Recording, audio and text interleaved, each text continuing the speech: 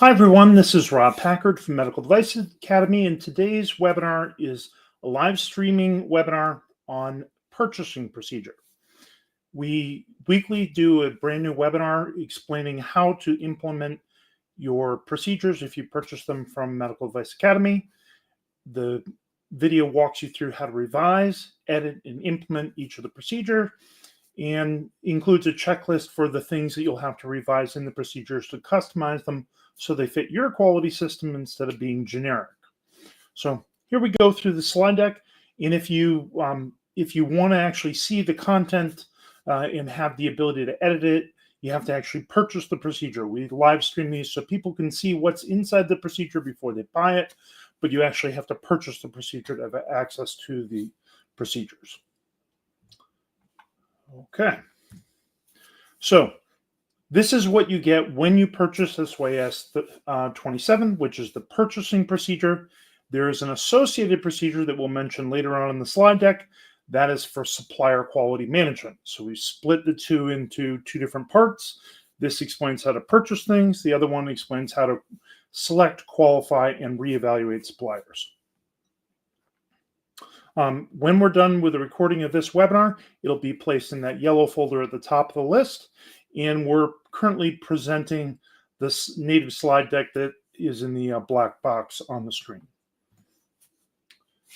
Here's the ISO 1345-2016 requirements for purchasing. The clause 7.4 is split into three parts.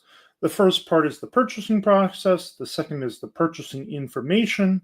This would be specification, who you're going to buy from, what version of the product you're going to buy, what documentation you need from the supplier, how you want it shipped. That's purchasing information.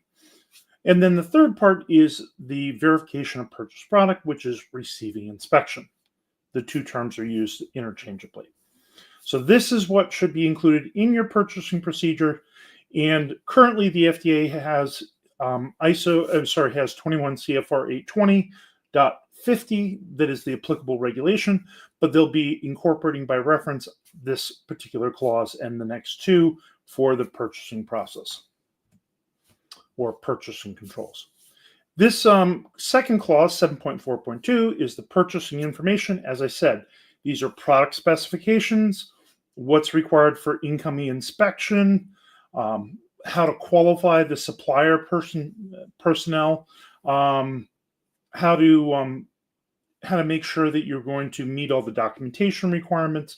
So this is, you would also include in here revision control. So you might be ordering revision 1 now, and you might make a change in what documentation or the part itself, and then you would send that information to the supplier and say, now we want revision 2 provided. This is the FDA requirements for the purchasing process. It includes all the information in 7.4.1 and 7.4.2. The 7.4.3 requirements are actually found under acceptance activities, which is a different clause, 820.80 in the QSR. For related procedures, you have two of them. So the first one I mentioned earlier is SYS-11, that's supplier quality management. The second one is the receiving inspection, which is verification of purchased product. That's SYS-33. So there are actually three procedures here. The first two are related to purchasing controls, and the other one is acceptance activities. This is our checklist. We use the same checklist for all our procedures. Whenever you're implementing the procedures, these are the changes you're going to want to make before you finalize the procedure and release it. First is you're going to change the logo. Instead of our logo, use your own logo. Next, update the version number. We have a version 0.11, the 11th draft of this procedure. You're going to change that to 1.0 as the first released version rather than a draft. And if you make a minor revision, you'll change that to 1.1. If you make a major revision, you'll change that to 2.0. Training is required for major revisions, not for minor revisions. You're going to enter the effective date. Two ways to approach that. One is your effective date is the date you approve the procedure and make it available to everybody. The other one could be the date that everybody's training should be completed and they should be using it. What I like to do is do the training before I release the procedure, so people that are going to use the procedure have an opportunity to identify mistakes that I might have made. I might have things out of order in a form. I'm going to have enough space in a form to enter information. I might have instructions in the procedure that aren't clear enough. So having lots of eyes look at it during a training session accomplishes the training and also makes sure that they have a little bit more invested in the procedure because they had an opportunity to give feedback on it before it was finalized. You're going to update the author name. Every single time you revise a procedure, whoever made the revision should be the author for that version. So in your revision history, you might have multiple authors, but you don't need our name in there as the author unless you want to actually keep track of drafts before you finally release, and nobody really does that. The company name, we'll see in brackets the words company name. You're going to do a find and replace to replace that with your company name, and you don't need the brackets. You're going to update references to other procedures if you don't buy our complete turnkey quality system. If you do purchase our turnkey quality system, you would not need to update any of those references because they would all match. Same thing with the flowchart. If you have our turnkey quality system, all the flowchart will match. If you don't implement our turnkey quality system and you only buy a certain couple of procedures, then you're going to have to revise all the document numbers. The titles that we choose in the procedure, they're generic titles. You can have any titles you want. There are only a couple of titles that have regulatory implications. One of them is the management representative. Another one for Europe would be the person with regulatory responsibility. Those are official titles that have certain requirements. But any other title in your company, you can decide what that title is going to be. And you can delegate activities as well. So you decide what titles there are going to be for responsibilities and authorities and who needs training. You're going to update the metric section. In here, we actually say, go see procedure 11 for a list of metrics. And there's actually a table of metrics suggested in that procedure. If you want to have some procedure or have some metrics in this procedure, we'll explain that in that section of this presentation. For the record locations, we have green hyperlinks that are placeholders. You're going to actually put the hyperlink location where you save the forms or records for a procedure. If you have a paper-based system, you're going to put the physical location where you store things. And if you have an EQMS, you don't need that because the system is going to be validated and automatically put the records where they belong. And then the last piece, you're going to remove or add any regulatory requirements that don't apply. So if the procedure says something about Europe or Canada and you don't do work in Europe or Canada, you'll delete those references. If you do work in other countries, like let's say the Philippines or Brazil, you're going to have to add those countries. Now we can jump into the procedure. So these are actually screen captures right from the procedure. This is the purpose and scope of the procedure. And it explains that the supplier quality management is covered in procedure 11, not in this procedure. This is the flow chart that I was describing. It has the basic inputs and outputs of the procedure. If you have not seen, or if you received an older version of this, I've updated this flow chart for the revised name of the receiving inspection log. We also don't have a receiving inspection form anymore. You can create your own, but a lot of times companies will have that as a second page of a drawing. So they'll actually fill that in as part of the inspection of the part. And it's associated with the drawing rather than having a separate form for it. So that's why we left that out. And instead, we just have a receiving inspection log. The references to the two requirements, the ISO requirements and the FDA requirements are there. Once the QMSR is finalized in February of 2026, delete that second one.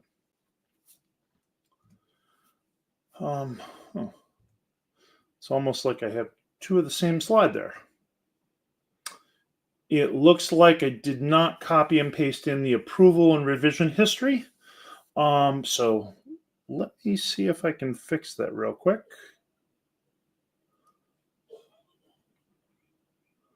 So I'm going to stop sharing for a second and try to fix that.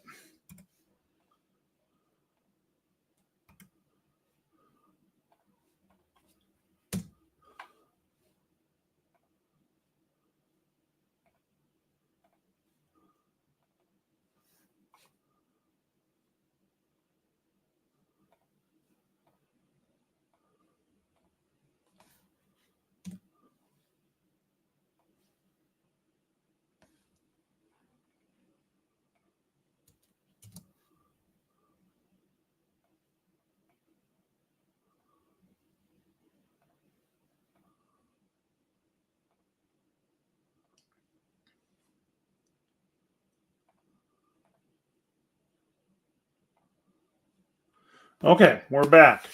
So this is the approval and revision history section. As I said before, you're going to update the titles that are in the procedure.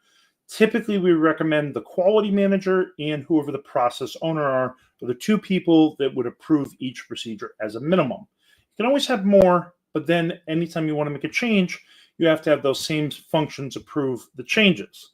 So keep it as short as possible. That's my advice. You can always ask people for opinion, just don't require them to review and approve officially. Just get their feedback unofficially. For the revision history, you're going to change that revision to 1.0. You're going to put in your date of the revision. You're going to put in the document change notice reference number that you get from a log, and you're going to put in the author of the procedure when you release it as 1.0.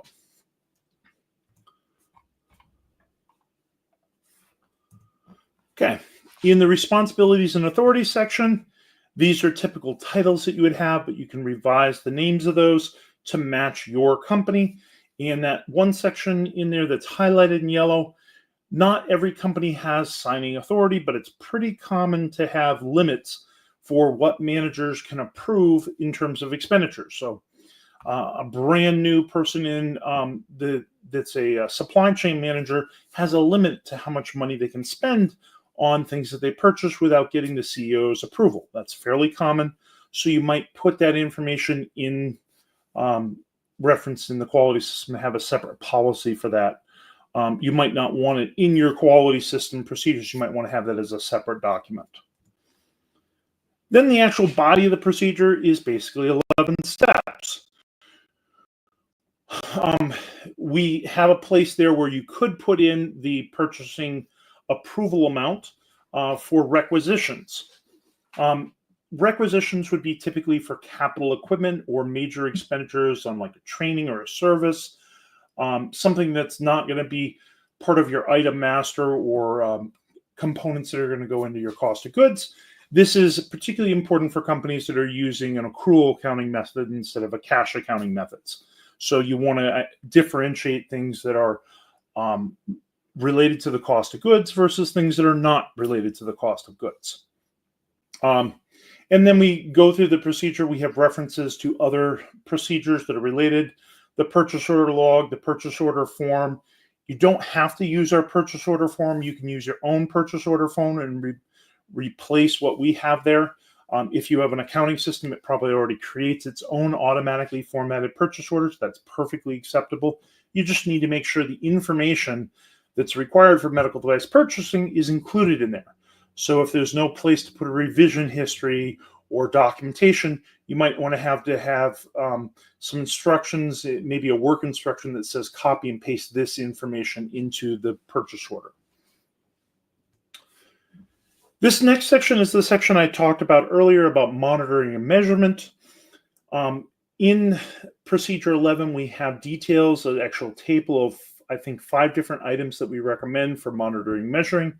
If there was something I was going to recommend specifically for purchasing, probably the things I would be looking at would be identifying how many purchase orders are placed. Make sure that the purchase orders are updated if you make revisions to the purchase order. Tracking how many revisions are made to purchase orders, and maybe also looking at if purchase product is delivered on time, and if there are any gaps in supply. So you actually have things shut down because they ran out of materials because you failed to order it on time. So those are some of the things you might want to look at in terms of monitoring and measuring your purchasing process.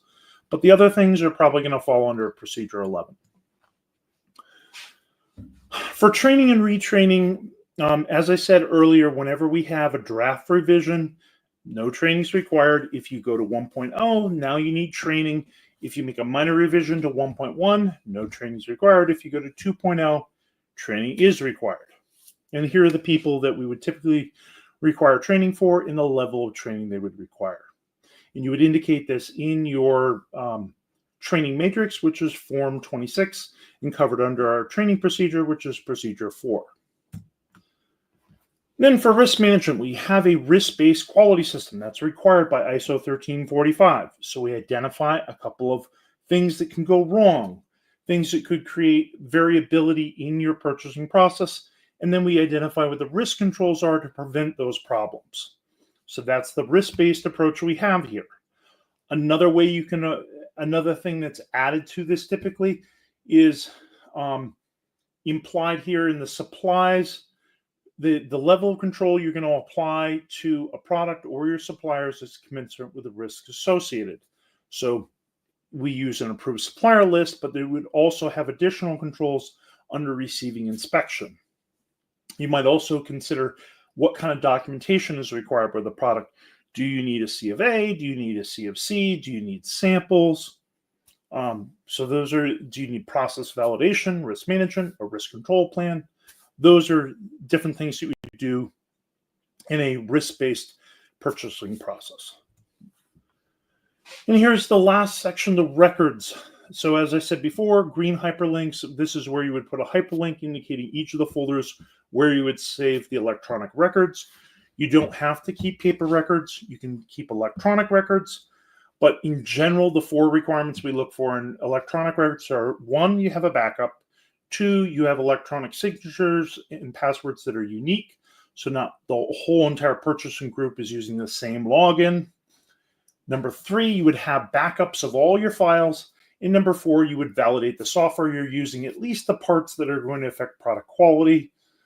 So an example of that, any automatically defined lot numbers would be an example. Or keeping track of the item master in your MRP system would be another example. So that concludes the training for today.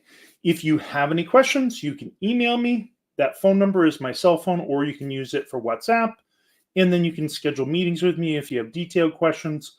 That's a Calendly link to schedule a 30-minute meeting with me. And then every Friday, we do a live YouTube streaming that also streams on LinkedIn and Facebook, and I think another platform as well.